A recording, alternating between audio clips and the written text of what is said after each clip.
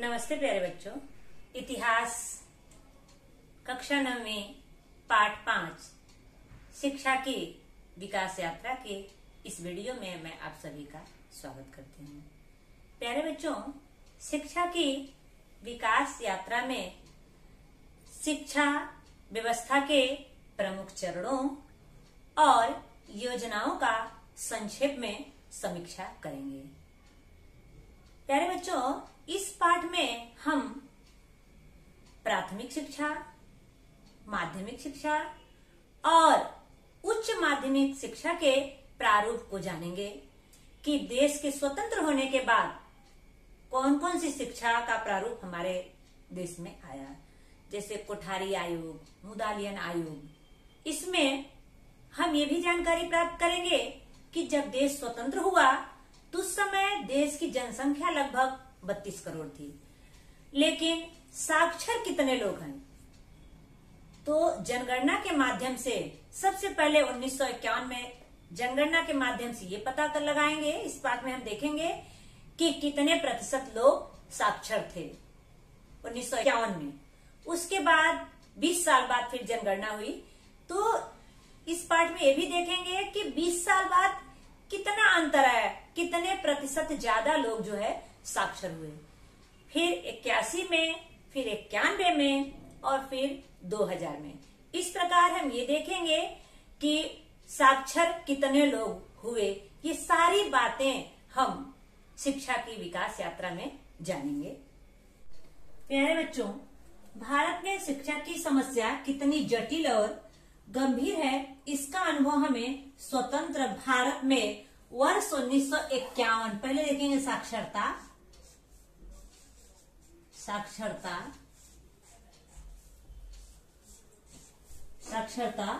और साक्षरता में सबसे पहले देखेंगे जो 1951 में जनगणना हुई थी।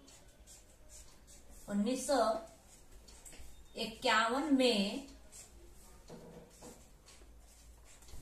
जनगणना के अनुसार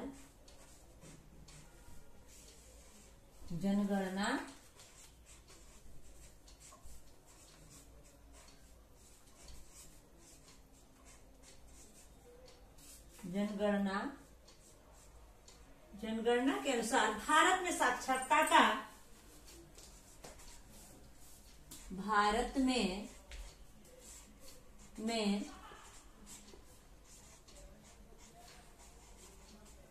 साक्षरता का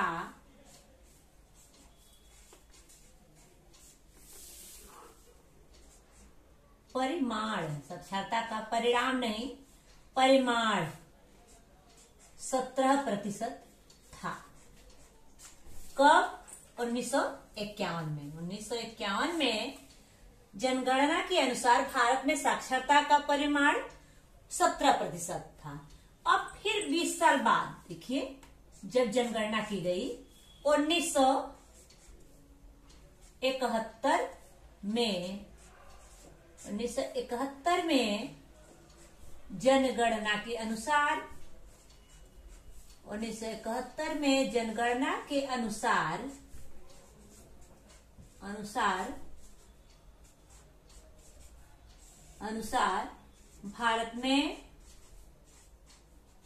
भारत में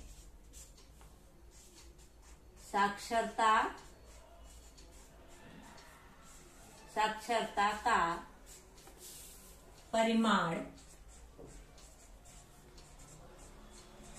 कितना हो गया? 34%। कितना हो गया? 34% था। 51 में कितना था? 17% था। 71 में कितना था? 34% था। अब आइए फिर देखते हैं 10 साल बाद 1981 में जनगणना के अनुसार 1981 में जनगणना के अनुसार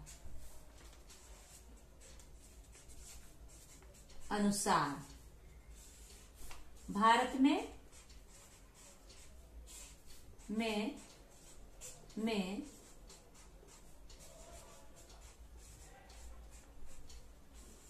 साक्षरता का परिमाण परिमाण कितना हो गया? 43%। ठीक है, अब अगला देखेंगे। फिर 10 साल बाद 1991 में 1991 में जनगणना के अनुसार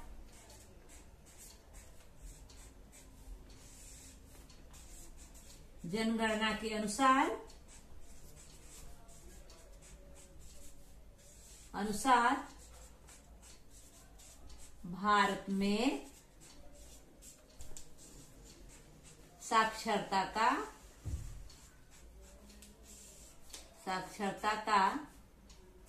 का परिमाण कितना प्रतिशत हो गया? 52% हो गया। कितना प्रतिशत? 52% हो गया। अब अगला देखेंगे। 1991 के बाद कब हुआ? 2001 में फिर जनगणना हुई। 2001 में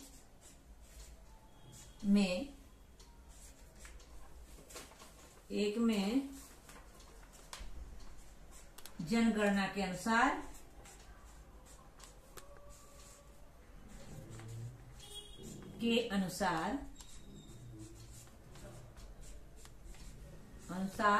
भारत में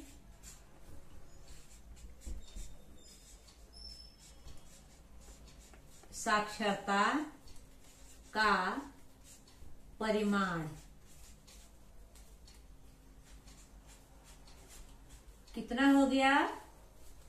91 में कितना था? 52%। अब यहाँ पे कितना हो गया? 64%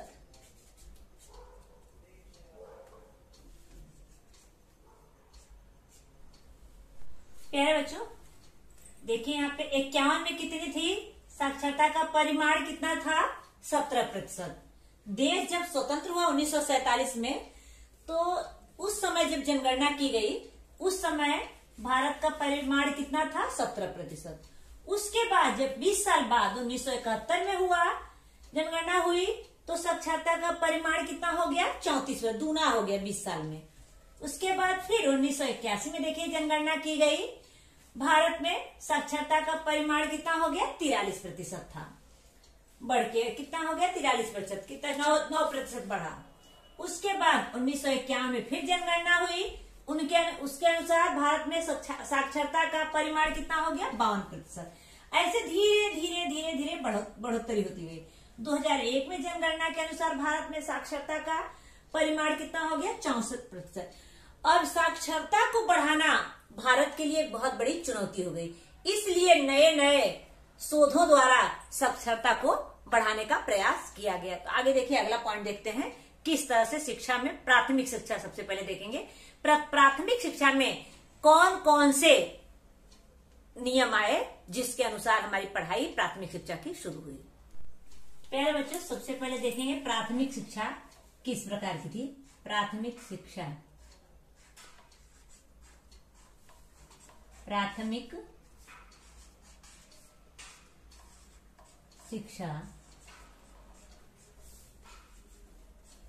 प्राथमिक शिक्षा में इसका पहला पॉइंट होगा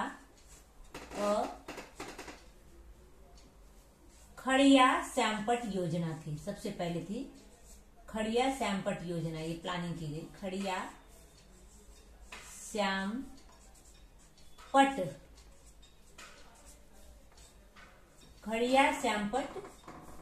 योजना। खड़िया श्यामपट्ट योजना में, अब इस योजना में सबसे पहला आएगा आपको 6 से 14 वर्ष 6 से 14 वर्ष के विद्यार्थियों को 14 वर्ष के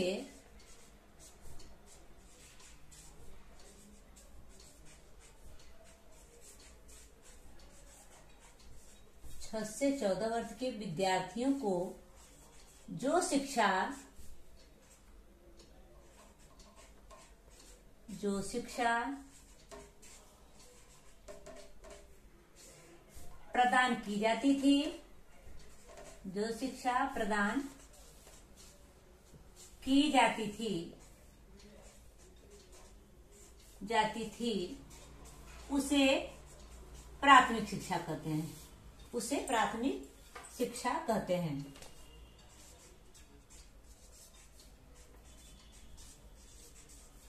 उसे प्राथमिक शिक्षा कहते हैं।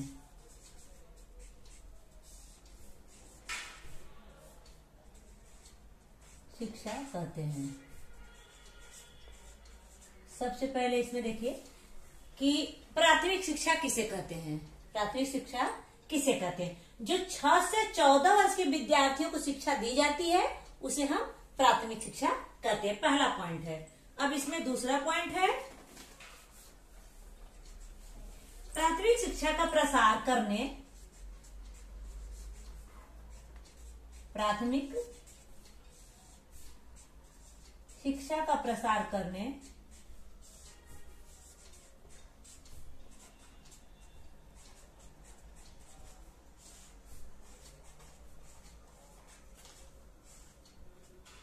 प्राथमिक शिक्षा का प्रसार करने तथा शैक्षिक स्तर में करने तथा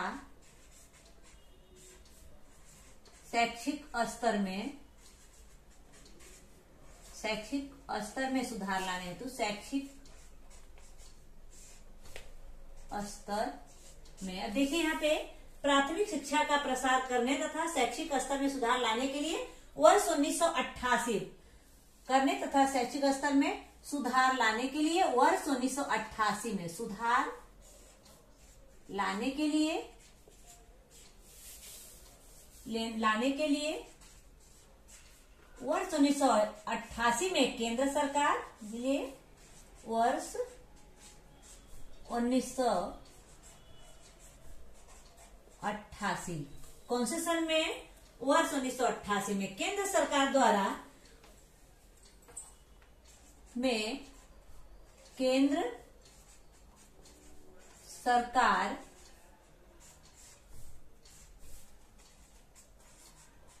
केंद्र सरकार द्वारा कौन सा? खड़िया श्यामपट योजना, उसी को ऑपरेशन ब्लैक बोर्ड भी कहते हैं। ऑपरेशन ब्लैक बोर्ड या खड़िया श्यामपट योजना नामक योजना प्रारंभ की। सरकार द्वारा खड़िया श्यामपट योजना, खड़िया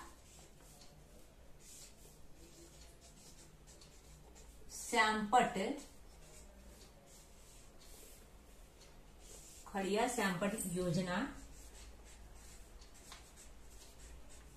योजना प्रारंभ की। किसने? केंद्र सरकार। कब? 1988 में। कौन सी योजना? खड़िया श्यामपट योजना।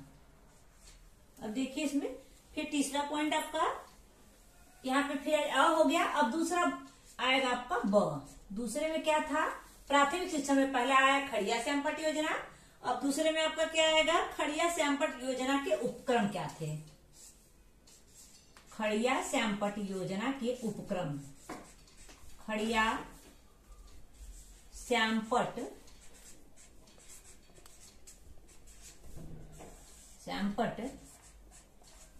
योजना के उपक्रम। अब क्या क्या उपक्रम थे इसमें? खड़िया श्यामपट योजना में कौन कौन सा उपक्रम था? तो विद्यालयों के स्तर में सुधार लाना था उनका पहला मुद्दा था। जो विद्यालय थे उनके स्तर में सुधार लाना, विद्यालयों के स्तर में सुधार लाना।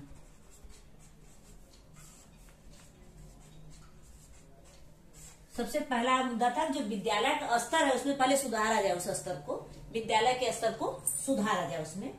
उसके बाद जो है दूसरा रहेगा शिक्षा की न्यूनतम आवश्यकताओं की पूर्ति करना। शिक्षा की जो सबसे न्यूनतम आवश्यकता थी, जैसे ब्लैक बोर्ड, चाक, स्लेट, जो भी होता था, शिक्षा की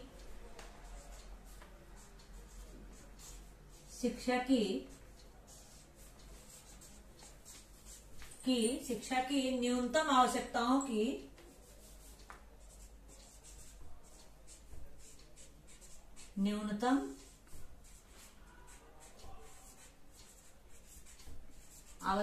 की पूर्ति करना, आवश्यकताओं की पूर्ति करना। इसका उपक्रम क्या है? तो क्या क्या उपक्रम? विद्यालयों के स्तर में सुधार लाना और शिक्षा की न्यूनतम आवश्यकताओं की पूर्ति करना और प्रत्येक विद्यालय में कक्षा के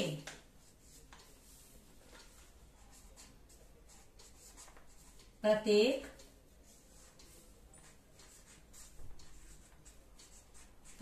विद्यालय में कक्षा के न्यूनतम कक्षा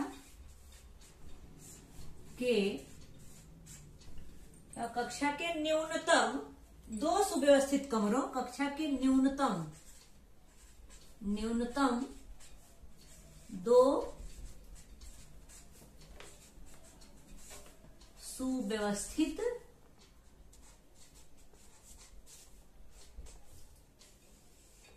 कमरों। सबसे जरूरी क्या था? 2 सुव्यवस्थित कमरों तथा स्वच्छता गृह के लिए राशि उपलब्ध। 2 सुव्यवस्थित कमरों तथा स्वच्छता गृह के लिए राशि, कमरों तथा स्वच्छता गृह के लिए स्वच्छता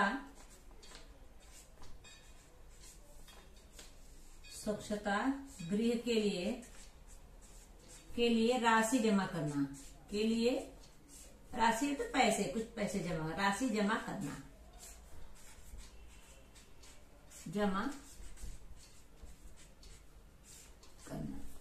प्यारे बच्चों, खड़िया सैंपट योजना के उपक्रम में चौथा है 2 शिक्षकों में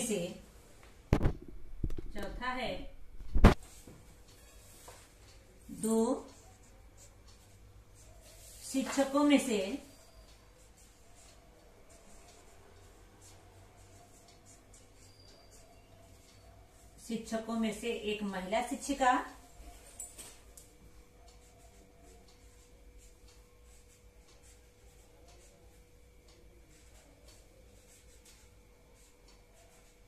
एक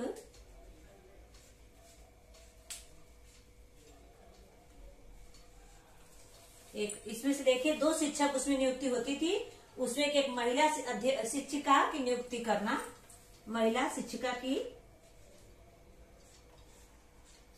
की नियुक्ति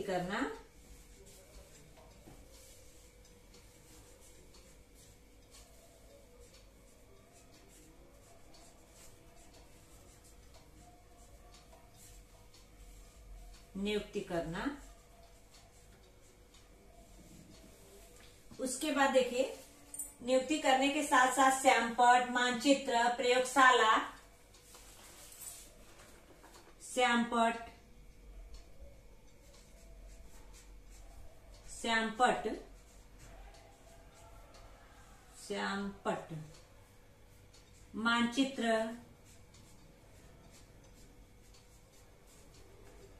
मानचित्र,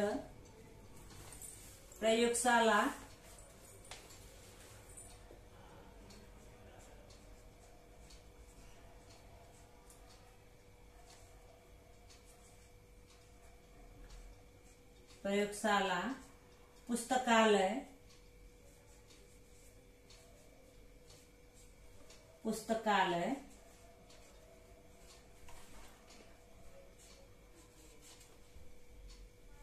प्रयोगशाला, पुस्तकालय, खेल सामग्री,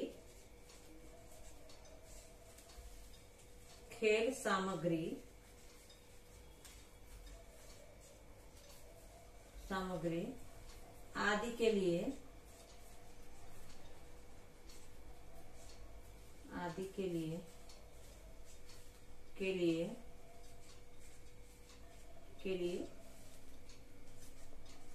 पैसे देना।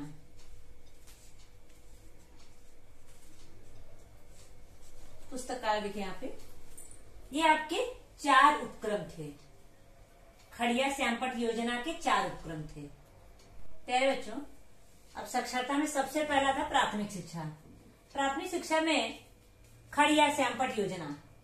अब इसमें सबसे पहला मुद्दा है कि 6 से 14 वर्ष की आयु के विद्यार्थियों को जो शिक्षा दी जाती है उसे प्राथमिक शिक्षा कहते हैं। प्राथमिक शिक्षा किसे कहते हैं? 6 से 14 वर्ष की आयु के विद्यार्थियों को, 6 से 14 वर्ष के आयु के विद्यार्थियों को जो शिक्षा दी जाती है उसे प्राथमिक शिक्षा कहते हैं। उसमें दूसरा मुद्दा, प्राथमिक शिक्षा का प्रसार करने तथा शैक्षिक स्तर में सुधार लाने के लिए वर्ष 1988 में केंद्र सरकार ने खड़िया श्यामपट योजना प्रारंभ की।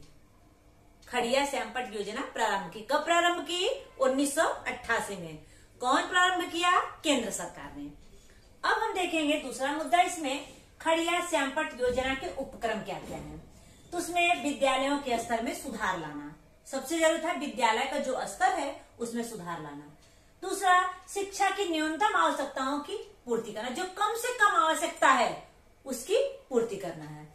और प्यारे बच्चों देखिए यहाँ पे देखिए, सॉरी यहाँ पे कराना है, ठीक है। अब यहाँ पे देखेंगे, प्रत्येक विद्यालय में कक्षा के न्यूनतम 2 सुव्यवस्थित कमरे चाहिए। प्रत्येक विद्यालय में कक्षा के न्यूनतम 2 सुव्यवस्थित कमरा और स्वच्छता गृह के लिए राशि इकट्ठा करना।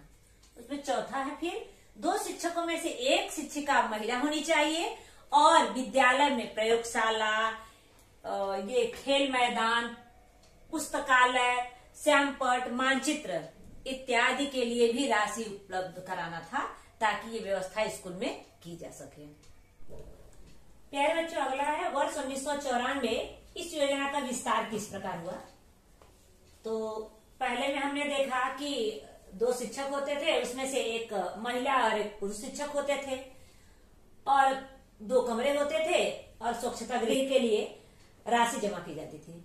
अब 1994 में विद्यालय में 100 से अधिक विद्यार्थी यदि हैं तो उसमें 1 अतिरिक्त कमरा और 1 अतिरिक्त शिक्षक। अगर 100 से अधिक विद्यार्थी हैं तो 1 और कमरा दिया जाता था और 1 और शिक्षक उन विद्यार्थियों पर दिया जाता था। अगला है छात्राओं के विद्यालयों, अनुसूचित जाति एवं जनजाति बहुल विद्यालयों को वरीयता दी गई। जो छात्राओं यानी जो लड़कियों का विद्यालय था, जो अनुसूचित जाति का विद्यालय और जनजाति का, उनको अधिक से अधिक वरीयता दी गई। ग्रामीण क्षेत्र में 50% महिला शिक्षकों की नियुक्तियां अनिवार्य कर दी गई। ग्रामीण क्षेत्र में महिलाओं को 50% आरक्षित किया गया। 50% आरक्षित किया गया। 50% सीट पर महिला शिक्षकों की नियुक्ति करना अनिवार्य कर दिया गया था। अगला है जिला प्राथमिक शिक्षा कार्यक्रम। अब जिला पर प्राथमिक शिक्षा का कार्यक्रम किस प्रकार था। तो प्राथमिक शिक्षा के सार्वत्रिकीकरण के लिए यह कार्यक्रम केंद्र सरकार द्वारा 7 राज्यों में प्रारंभ किया गया। ये प्राथमिक शिक्षा का कार्यक्रम 7 राज्यों में केंद्र सरकार द्वारा यह शुरू किया गया। उसमें कार्यक्रम क्या है? प्राथमिक विद्यालयों में विद्यार्थियों की 100% उपस्थिति अनिवार्य कर दी गई। जो प्राथमिक विद्यालय थे उसमें विद्यार्थियों की 100% उपस्थिति अनिवार्य कर दी गई। विद्यार्थियों के होने वाले रिसाव को रोका गया। जो उस विद्यार्थी निकल रहे थे उनको रोका गया। लड़कियों और दिव्यांगों की शिक्षा, लड़कियों और दिव्यांगों की जो विकलांग लोग थे उनको उनकी शिक्षा पर अधिक से अधिक जोर दिया गया। प्राथमिक शिक्षा पर अनुसंधान और मूल्यांकन, जो प्राथमिक शिक्षा के सारे विस्तार हुए, जो उसके अनुसार योजना बनी थी उस पर अनुसंधान किया गया और उसका मूल्यांकन किया गया कि कितने हद तक ये योजना फायदेमंद साबित हुई। जिला प्राथमिक शिक्षा कार्यक्रम में अगला था, उसमें वैकल्पिक शिक्षा और सामाजिक जागृति। शिक्षा में विकल्प रखा गया कि या तो ये ले सकते हो या तो ये कर सकते हो और उसके साथ समाज में जन जागृति फैलाया गया। इस कार्यक्रम के अंतर्गत 1995 में केंद्र सरकार ने मध्याह्न भोजन योजना प्रारंभ की। इस कार्यक्रम में जो जिला स्तर पे जो कार्यक्रम चल रहा था प्राथमिक शिक्षा का, उसमें 1995 में केंद्र सरकार ने जो दोपहर में बच्चों का खाने का समय होता है, जो उनको रिसेस दी जाती है, उसमें मध्याह्न भोजन योजना एक मध्याह्न भोजन योजना शुरू की, ताकि जिन बच्चों को यदि भोजन नहीं मिल रहा है तो उसी बहाने वो स्कूल में आएंगे, पढ़ाई भी करेंगे और उनको दोपहर के समय में भोजन भी मिलेगा स्कूल में। अगला था इसमें आदिवासी बच्चों के लिए शिक्षा। आदिवासी बच्चों के लिए क्या शिक्षा की व्यवस्था की गई? ताराबाई मोडक ने बोर्डी और कोसवाड़ में आंगनबाड़ी, चारागाह शाला, तकनीकी व्यावसायिक शिक्षा आदि के लिए बहुत परिश्रम उठाए। किसने? ताराबाई मोडक ने। ताराबाई मोडक ने बोर्डी और कोसवाड़ में आंगनबाड़ी, चारागाह, तकनीकी व्यावसायिक शिक्षा आदि के लिए बहुत परिश्रम किए। इसमें अगला है अनुताई वाघ ने ठाणे जिले के कोसवाड़ में आदिवासियों की उन्नति के लिए कोसवाड़ परियोजना के नाम से विख्यात एक इन्होंने संस्था बनाई, एक ट्रस्ट बनाई। किसके नाम से? कोसवाड़ परियोजना के नाम से उन्होंने एक संस्था बनाई और उस संस्था के अंतर्गत उन्होंने आदिवासियों की शिक्षा के लिए पालना घर मतलब जहां रहने की और खाने की दोनों की व्यवस्था होती थी, बाल बाड़ियां, जो छोटे बच्चों को पढ़ाया जाता है, वहां पे खाना पीना भी मिलता है और पढ़ाया भी जाता है, प्राथमिक विद्यालय 6 से 14 वर्ष की आयु के बच्चे जो पढ़ते हैं, और प्रौढ़ शिक्षा केंद्र, जो प्रौढ़ शिक्षा केंद्र यानी जो 20 से 50 साल के बीच में होते हैं या 60 साल के बीच में होते हैं, पढ़े लिखे नहीं होते हैं, उनके लिए ये शिक्षा थी कि वो खाना पीना बना के या सब काम करके 1 घंटे 2 घंटे उनको शिक्षा दी जाती थी ताकि उनको पढ़ने लिखने आ जाए। बाल सेविका प्रशिक्षण, आज जो बालकों को संभालने के लिए, छोटे बच्चों को संभालने के लिए जो सेविका होती थी उनको प्रशिक्षण दिया जाता था कि किस प्रकार उन बच्चों को प्यार से समझाया जाए और पाला जाए ताकि बच्चे विद्यालय में आए। अगला है आदि शैक्षिक संस्थान खोले गए। उस समय बहुत सारे शैक्षिक संस्थान खोले गए। प्यारे बच्चों, शिक्षा की विकास यात्रा में सबसे पहले हमने साक्षरता के बारे में जाना कि 1947 में जब देश स्वतंत्र हुआ तो ये देखा गया कि साक्षरता का परिमाण कितना था भारत में 1951 में सिर्फ 17% लोग साक्षर थे जनगणना के अनुसार। उसके बाद 1971 में जनगणना हुई तो दूना हो गए। 1971 में जब जनगणना हुई तो 34% लोग साक्षर हुए। उसके बाद फिर 1981 10 साल बाद जनगणना हुई, उस समय 43% लोग साक्षर थे। 1991 में जब जनगणना हुई तो 52% लोग साक्षर थे। मतलब इस तरह धीरे धीरे साक्षरता का प्रतिशत जो है बढ़ता गया। और 2001 में जब जनगणना हुई तो उस समय साक्षरता का परिमाण 64% हो गया। इस प्रकार हम लोग साक्षरता के बारे में जाने। अब हम लोग प्राथमिक शिक्षा के बारे में देखें कि प्राथमिक शिक्षा में क्या क्या प्रावधान है। तो खड़िया श्यामपट योजना थी, उसमें हम लोगों ने देखा कि खड़िया श्यामपट योजना में पहले प्राथमिक शिक्षा कितने वर्ष से कितने वर्ग के बच्चों को दिया जाता है। तो प्राथमिक शिक्षा 6 से 14 वर्ष की आयु की जिन विद्यार्थियों को पढ़ाया जाता है, जो विद्यार्थी 6 से 14 वर्ष की आयु के होते हैं, उनको जो पढ़ाया जाता है उस उम्र में, उसे ही हम क्या कहते हैं? प्राथमिक शिक्षा कहते हैं। प्राथमिक शिक्षा में उस समय दिया गया कि 2 कमरे होंगे और 1 स्वच्छता गृह होगा। यदि बच्चे 100 से ज्यादा होंगे तो उनपे एक अतिरिक्त कमरा और 1 शिक्षक उसमें दिए जाते थे। अब जो 2 शिक्षक दिए जाते थे, उन 2 शिक्षकों में से एक महिला शिक्षिका होती थी और एक पुरुष शिक्षक होते थे। ग्रामीण क्षेत्रों में महिलाओं को 50% आरक्षण दिया गया, उसमें 50% महिला शिक्षकों की नियुक्ति करना अनिवार्य कर दिया गया। इस प्रकार हम लोगों ने देखा कि प्राथमिक शिक्षा में प्रयोगशाला, मानचित्र, पुस्तकालय, इन सारे चीजों की व्यवस्था, खेल मैदान, सारे चीजों की व्यवस्था प्राथमिक शिक्षा में डाला गया। इस प्रकार हम लोग शिक्षा की विकास यात्रा में प्राथमिक शिक्षा के बारे में जानकारी प्राप्त कर चुके हैं। शेष अगले वीडियो में। धन्यवाद।